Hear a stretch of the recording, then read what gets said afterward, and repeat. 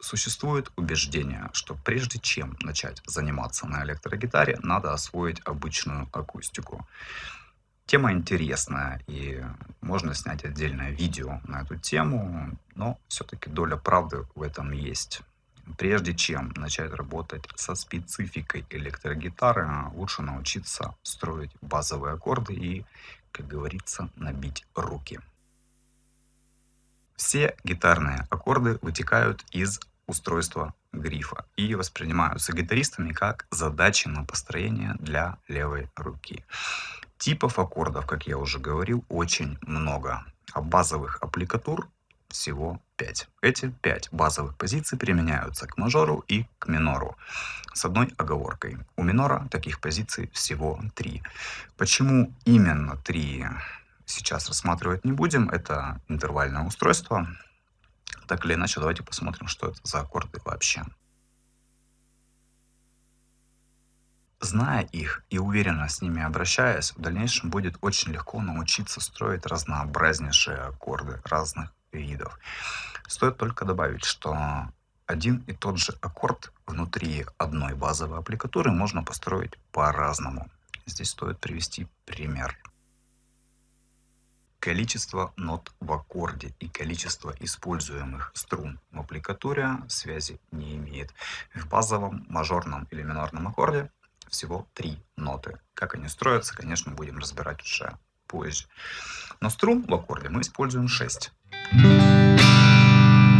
Это значит, что какие-то ноты повторяются или даже повторяются 2 раза. Из этого вытекает некоторая вариативность. Допустим, аккорд соль мажор мы можем поставить, используя всего 3 ноты и аппликатуру без указательного пальца.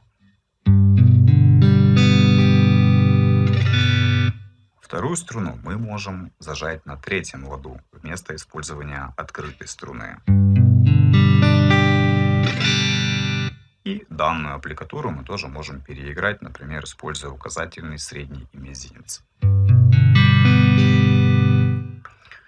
Простыми словами, вариативность, которая здесь возникает, это разная комбинация нот, используемых в рамках одной аппликатуры, и, возможно, разные пальцы.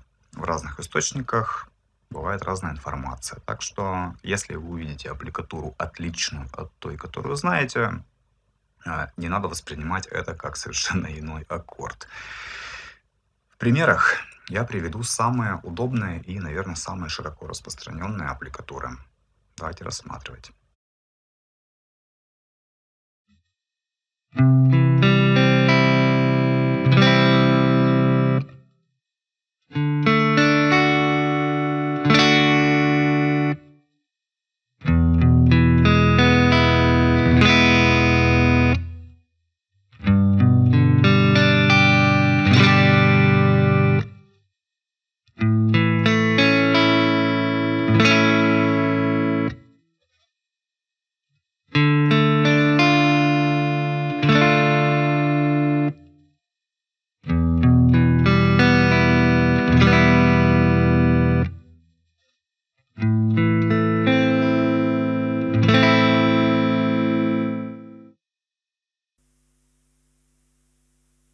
В заключение 3 вещи, которые могут повлиять на начальную практику и на понимание процесса.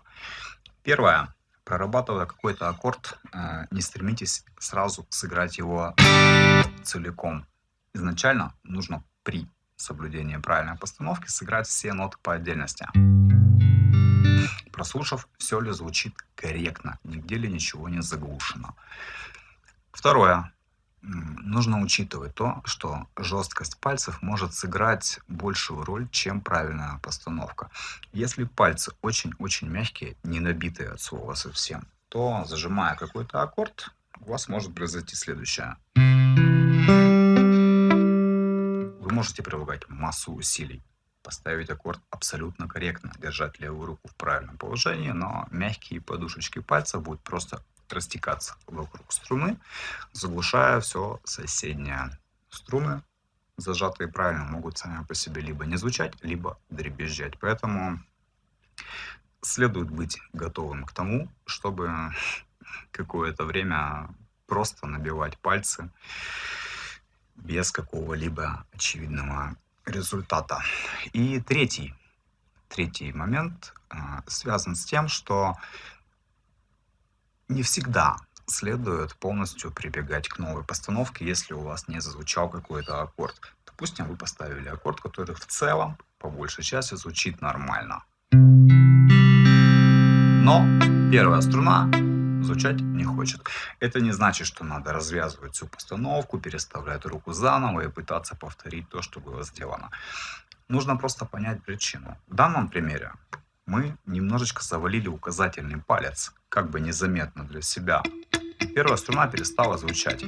Для колебания каждой струны в аккорде требуется очень крохотное расстояние. И это расстояние может быть легко изменено небольшим подъемом указательного. Чуть-чуть, немножечко приподнять палец, чтобы разорвать контакт со струной. Это десятые доли миллиметра. Маленькая корректировка в постановке, аккорд будет звучать, и не надо ничего радикально переделывать. Думаю, на этом все.